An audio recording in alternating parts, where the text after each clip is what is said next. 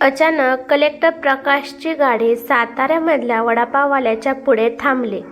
कलेक्टरची गाडी आपल्या दुकानापुढे का थांबली म्हणून तो वडापाववाला घाबरला. कलेक्टर प्रकाश गाडीतून खाली उतरला आणि म्हणाला की सुधाकर बाबाजी कुठे आहेत? वडापाववाला घाबरत म्हणाला की साहेब, कोण सुधाकर बाबाजी? त्यांना मी ओळखत नाही. अहो, ते सुधाकर बाबाजी जे तुमच्या आधी इथे वडापाव विकत होते. काहीतरी आठवत तो वडापाववाला म्हणाला की साहेब, सुधाकर बाबाजी तर 6 वर्षापूर्वीच त्यांच्या गावाकडे गेले आहेत आणि तेव्हापासूनच त्यांनी मला या ठिकाणी वडापाव विकण्याबद्दल बोलले होते आणि त्यांच्याच आशीर्वादाने आज माझा वडापावचा धंदा खूप चांगला चालू आहे. ते त्यांच्या गावाकडे गेले आहेत, पण का? तुम्ही सांगू शकता का ते बाबाजी कशामुळे त्यांच्या गावी गेले आहेत? मला माहीत नाही साहेब, पण त्यांची तब्येत पाहून मला वाटत होते की त्यांना कोणता तरी आजार झाला होता. त्यांची तब्येत खूपच कमी झाली होती. आधी त्यांनीच मला हा धंदा करायला सांगितला. त्यावेळेस मला पैशाची खूप मदत होती. इकडे तिकडे भटकत होतो. लेकरांचं पोट कसं भरायचं हे समजत नव्हतं. पण सुधाकर आजोबा माझ्यापाशी देवासारखे आले आणि त्यांनी मला हा उपाय सांगितला आणि आज मी माझ्या परिवाराचं पोट भरत आहोत. हे ऐकून कलेक्टर प्रकाश घाबरू लागले. त्याला स्वतःचाच राग येऊ लागला. ते विचार करतात की कदाचित मी येण्यासाठी उशीर केला आहे का? कदाचित बाबाजी देवाघरी तर गेले नसतील ना? नाही, एवढ्या चांगल्या माणसाला काहीच होणार नाही असा विचार करता करता प्रकाश तिथल्याच एका खुर्चीवर बसला. तो वडापाववाला म्हणाला की साहेब, गरम गरम वडापाव देऊ का तुम्हाला? प्रकाशने हा मध्ये मान हलवली. त्याला आठवले की गेल्या 10 वर्षापूर्वी तो याच दुकानाच्या पुढे भुकेने व्याकुळ होऊन आला होता. तेव्हा सुधाकर बाबाजीने येऊन त्याला प्रेमाने विचारलं होतं की बाळा, काय झालं आहे? तू दुःखी आहेस का? तुला भूक लागली आहे का? तुझ्यासाठी मी एक वडापाव देऊ का? तेव्हा प्रकाश डोळ्यामध्ये अश्रू घेऊन सुधाकर बाबाजीला म्हणाला की बाबाजी, माझ्याकडे पैसे नाहीत. प्रकाशच्या डोळ्यातील अश्रू पाहून सुधाकर बाबाजी म्हणाले की नाही बाळा, मी तुझ्याकडून पैसे नाही घेणार. तू मला भुकेलेला दिसत आहेस आणि मी भुकेल्यालाच वडापाव देऊन त्याची भूक शांत करतो. भुकेच्या तावेमध्ये प्रकाशने 3 वडापाव खाल्ले आणि वडापाव खाल्ल्यानंतर तो तिथेच त्याच खुर्चीवर बसून राहिला. हे पाहून सुधाकर बाबाजी त्याला म्हणाले की बाळा, तू चुकला आहेस का किंवा कुठून पळून आला आहेस? हां, मी पळून आलो आहे, प्रकाश म्हणाला. बाळा, आईबापाचं बोलणं एवढं मनावर लावून घेत जाऊ नकोस. त्यांच्या रागातसुद्धा प्रेम लपलेलं असतं. तो रडत म्हणाला की नाही बाबाजी, मला आई वडील नाहीत. मी माझ्या मामापाशी आणि मामीपाशी राहत होतो, परंतु ते मला काडीची किंमत देत नव्हती. माझी आता 12वी झाली आहे, तरी पण मला पुढचं शिक्षण घेऊन देत नाहीत. मला खूप मोठा माणूस बनायचा आहे, त्यामुळे मी तेथून पळून आलो. सुधाकर बाबाजी म्हणाले की बाळा, तू मला आताशी 18 वर्षाचा दिसत आहे आणि त्यामुळे तुला या जगामधील माणसे भिकारी बनवतील. तेव्हा प्रकाश सुधाकर बाबांच्या पायात पडून म्हणाला की बाबाजी, मला राहण्यासाठी एखादं घर द्या. मी काहीतरी धंदा करून मी माझं शिक्षण घेणार आहे. मला शिकून खूप मोठा माणूस बनायचा आहे. प्लीज बाबाजी, मला राहण्यासाठी घर द्या. ठीक आहे बाळा, आधी उठून उभा राहा. तू माझ्यासोबत आजपासून राहत जा. माझ्या 3 मुली आणि माझी बायको गावाकडे राहत आहेत आणि मी इथे राहून कामधंदा करून त्यांना पैसे पाठवत आहे. सुधाकर बाबाजी प्रकाशसाठी खरोखरच देव बनले होते. एका अनोळख्या मुलाला त्यांनी घर राहण्यासाठी दिलं. त्यानंतर 3 वर्ष त्याच खोलीमध्ये प्रकाश राहिला. प्रकाश हुशार होता, त्यामुळे तो शेजारच्या मुलांना ट्युशन सुद्धा शिकवत होता आणि त्यातून त्याला काही पैसे मिळत होते. परंतु तेवढे सगळे पैसे त्याला फक्त त्याच्या शिक्षणासाठीच लागत होते. त्याला त्याच्याकडे खाण्याचे सुद्धा पैसे राहत नव्हते. तरी पण सुधाकर बाबाजी त्याला काहीच म्हणत नव्हते. या 3 वर्षात त्याचं ग्रॅज्युएशन पूर्ण केलं. ग्रॅज्युएशन पूर्ण केल्यानंतर तो IASची तयारी करू लागला, पण त्याच्यासाठी त्याला दिल्लीला जावे लागणार होते आणि सुधाकर बाबाजीने त्याला दिल्लीला पाठवले होते, कारण तो त्याचं स्वप्न पूर्ण करेल. दिल्लीला सुधाकर बाबाजीचा एक ओळखीचा मित्र होता आणि त्या मित्राचा पत्ता देऊन सुधाकर बाबाजी म्हणाले की हा तुला कामाला ठेवेल आणि तुला पैसे पण चांगले देईल आणि मग तो काम करत करत अभ्याससुद्धा करू शकतो. तरी पण तुला कशाची गरज असेल तर मला फोन कर. जर पैशाची मदत लागेल तर मला बोल, पण ध्यानात ठेव की मोठा माणूसच बनून तुला आता माघारी यायचं आहे. आणि 5 वर्ष खूप मेहनत घेऊन खूप चांगल्या रँकमध्ये तो पास झाला आणि IAS क्लिअर झालं. तो मोठा माणूस बनण्यासाठी त्याने दिवस रात्र एक केलं होतं.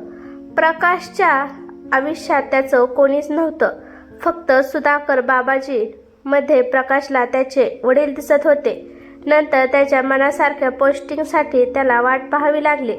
तोपर्यंत साहेब मिरच्या देऊ का म्हणून आवाज आला आणि प्रकाश त्यांच्या आठवणीतून बाहेर आले. त्यांनी वडापाववाल्याला हातातून वडापाव घेतला आणि मिरच्यासोबत खाऊ लागले. पहिल्यांदा वडापावच्या समोर एका कलेक्टरची गाडी थांबली आणि तो कलेक्टर वडापाव खात आहे म्हणून सगळे आश्चर्याने त्याच्याकडे पाहत होते. वडापाव खाल्ल्यानंतर प्रकाश त्याच गाडीमध्ये बसून सुधाकर बाबाजीच्या गावाकडे निघाले आणि ते डोळे बंद करून जेव्हा सुधाकर बाबाजी त्याला गाडीमध्ये दिल्लीला बसवत होते तेव्हाचा काही प्रसंग त्यांना आठवला. तो दिल्लीला जाण्यासाठी ट्रेनमध्ये बसला. त्याने पाहिलं की सुधाकर बाबाजी थोडेसे उदास होते. सुधाकर बाबाजी त्याला ट्रेनमध्ये बसवून देण्यासाठी आले होते आणि जाताना म्हणाले की बाळा, स्वतःला कधीच एकटा समजू नकोस, आम्ही सगळे तुझ्यासोबत आहोत. प्रकाश बाळा, मला मुलगा नाही, मला 3 मुली आहेत. असं समज की तू माझा मुलगा आहेस आणि गावाकडे तुझी आई आणि तुझ्या 3 बहिणी सुद्धा आहेत. मी त्यांना तुझ्याबद्दल सगळं सांगितलं आहे. तुझ्या बहिणी आणि तुझी आई तुला पाहण्यासाठी खूप व्याकुळ आहेत. एवढ्या वर्षानंतर त्यांना भाऊ भेटला आहे म्हणून तुला राखी बांधण्यासाठी त्या तयार आहेत. तुला किती वेळा माझ्यासोबत गावाकडे चल म्हणालो, पण तू आला नाही. बाबाजी, मी आता जेव्हा मोठा माणूस म्हणून येईल तेव्हा मी कलेक्टरची गाडी घेऊनच आपल्या घरी येणार आहोत आणि मगच मी माझ्या 3 बहिणींच्या हातून राखी बांधणार आहे. मी एक दिवस नक्कीच येईल, असं म्हणून प्रकाश निघाला. जेव्हा ट्रेन चालू झाली तेव्हा खिडकीपाशी येऊन सुधाकर बाबाजी म्हणाले, प्रकाश बाळा, तुझ्या बॅगेमध्ये तुझ्यासाठी जेवण ठेवलं आहे आणि काही पैसेसुद्धा ठेवले आहेत. तुला भूक लागल्यावर ते जेवण तू खा. प्रकाशच्या डोळ्यातून अश्रू आले. तो विचार करत होता की सुधाकर बाबाजी माझी किती काळजी करतात, परंतु मी गेल्यापासून त्यांना साधा एक फोनसुद्धा केला नव्हता. मी मोठा माणूस झाल्यावर किती स्वार्थी झालो. असा विचार करत करत कलेक्टर प्रकाश सुधाकर बाबाजीच्या घराकडे चालले होते. जाताना अंधार पडला होता. सुधाकर बाबाच्या 2च मुली त्यांना दिसत होत्या. लहान मुलगी भांडे घासत होती आणि मोठी मुलगी आईला मदत करत होती आणि आई बाहेर चुलीवर चहा बनवत होती. त्याने पाहिलं की सुधाकर बाबाजीचं घर खूपच साधारण होतं. घराच्या बाजूला काही कोंबड्या आणि 2 शेळ्या होत्या. अंधारामुळे गाडी कलेक्टरची आहे म्हणून त्यांना समजलं नाही. जशी गाडी त्यांच्या घरापाशी येऊन थांबली तशी त्या तिघी पण दचकून उभा राहिल्या. तो गपचीप येऊन बाहेर एक बाज होती त्या बाजवर येऊन बसला आणि म्हणाला की सुधाकर बाबाजी कुठे आहेत. तेव्हा मोठी मुलगी म्हणाली की सुधाकर बाबाजीला जाऊन तर 3 वर्ष झाले आहेत. एवढं ऐकल्यावर प्रकाश पटकन उठला. हे ऐकून त्याला वाटत होतं की त्याच्या काळजात कोणीतरी खूप जोरात घाव करत आहे. प्रकाशला ज्या गोष्टीची भीती वाटत होती तीच भीती खरी झाली. मी मोठा झालेला बघण्यासाठी जो माणूस आतुर होता आणि तोच माणूस आता या जगात नाही. त्यामुळे त्याच्या डोळ्यातून टपाटपा पाणी येऊ लागले. लहान मुलगी पळत जाऊन घरातून एक फोटो घेऊन आली. त्या फोटोमध्ये प्रकाश आणि सुधाकर बाबाजी होते. ती कधी फोटोकडे पाहत होती तर कधी प्रकाशकडे पाहत होती आणि मोठ्याने म्हणाली की आई आई, प्रकाश दादा आला. प्रकाशने जेव्हा दादा म्हणून आवाज ऐकला तर त्याच्या डोळ्यातून अजूनच पाणी येऊ लागले. दोन्ही पण बहिणी पळत प्रकाशच्या मिठीत गेल्या. प्रकाश त्यांच्यासाठी अनोळखी होता, परंतु त्या मुलींनी त्याच्यामध्ये त्यांच्या भावाची छबी त्यांना दिसली. त्यामुळे त्या आपल्या भावाला येऊन बिलगल्या. आई पण एवढ्या वेळ फक्त पाहत होती. ती पण पळत येऊन प्रकाश पुढे येऊन उभा राहिली. तिने प्रकाशला न्याहाळून पाहिलं आणि मग तिला समजलं की हा प्रकाश आहे. प्रकाशने पटकन आपल्या आईचा आशीर्वाद घेतला. आईने भरल्या डोळ्याने प्रकाशला आपल्या आईच्या पदरात घेतलं आणि म्हणाले की येण्यासाठी खूप वेळ केला बाळा. तुझे बाबा तुझी खूप आठवण काढत होते. शेवटच्या वेळेपर्यंत ते फक्त तुझं नाव घेत होते. आई, बाबाला काय झालं होतं? अचानक हे कसं काय झालं? माहीत नाही बाळा. जेव्हा ते वडापावचं काम सोडून गावाकडे आले तेव्हापासून त्यांची तब्येतच ठीक नव्हती. वर्षभर खूप औषध पाणी केले, परंतु काहीच फरक पडला नाही आणि एक दिवस आम्हाला सोडून गेले आणि शेवटच्या घडीला म्हणाले होते की आपला मुलगा प्रकाश एक ना एक दिवस नक्कीच येईल आणि मग तुमची तो सगळी जिम्मेदारी घेत असतो. बाळा, तुझे सुधाकर बाबाजी गेल्यापासून आमच्या आयुष्यात खूप दुःख आलं. खूप अडचणीला सामोरे जावे लागले. सुधाकर बाबाजीचे भाऊ माझ्याकडून जमीन आणि घर त्यांच्या नावावर करण्यासाठी दबाव टाकत आहेत. नाहीतर तुझ्या दोन्ही पण मुलींना बदनाम करून टाकेल अशी धमकी देत आहेत. एका मुलीचं लग्न कसं तरी आम्ही लावलं आहे आणि तिचा पण नवरा दारू पिऊन तिला खूप मारतो, तरी पण बिचारी एक शब्द सुद्धा बोलत नाही. आता फक्त तुझ्या 2 बहिणी राहिल्या आहेत.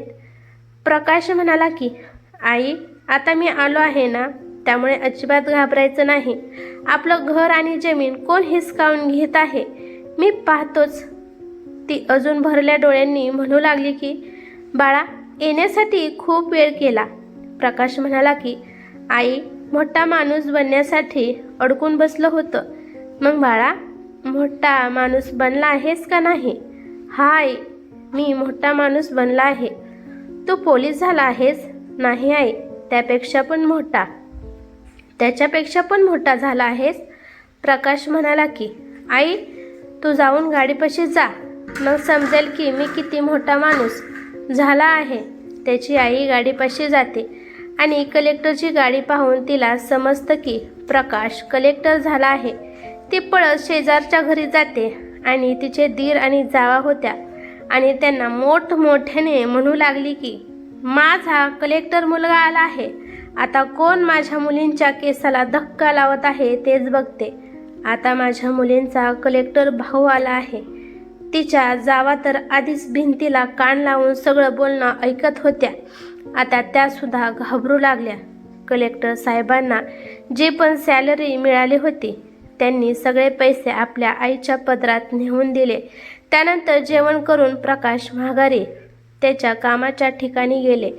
परंतु दर रविवारी ते आपल्या आईला आणि बहिणींना भेटायला येत होते. त्यांच्या आईला सुधाकर बाबाजीचे भाऊ पण आता त्रास देत नव्हते. मुलाचे सगळे कर्तव्य कलेक्टर प्रकाश निभावत होते. काही वर्षानंतर त्यांनी दोन्ही पण बहिणींची चांगले लग्न लावून दिले आणि मोठ्या बहिणीला जो तिचा नवरा त्रास देत होता त्याला सुद्धा त्यांनी चांगला धडा शिकवला. तेव्हापासून मोठ्या बहिणीला सुद्धा तिचा नवरा तिला त्रास देत नाही. जिचा भाऊ कलेक्टर असेल तिला कोण त्रास देईल?